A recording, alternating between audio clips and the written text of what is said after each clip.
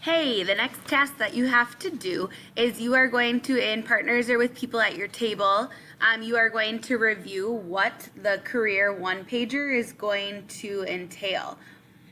All of this information you must include on your one-pager.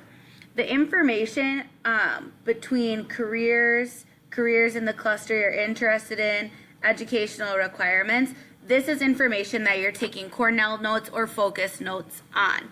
It does not matter to me the format that you take these notes. However, the expectation is that you are using all of the phases as you are processing your notes and using them as a study tool for phase 5, which is applying your knowledge and creating that one-pager.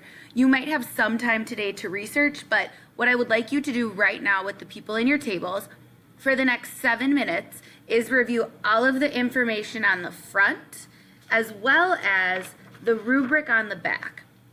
Identify on this rubric where you think your goal is. You should be aiming for a 6 through an 8, but maybe highlight some of the information or circle some of the words that you think you're really going to need to focus on so that you can get the highest score possible. And then when you finish with looking over the front and the back, you can then begin researching. Have a great day.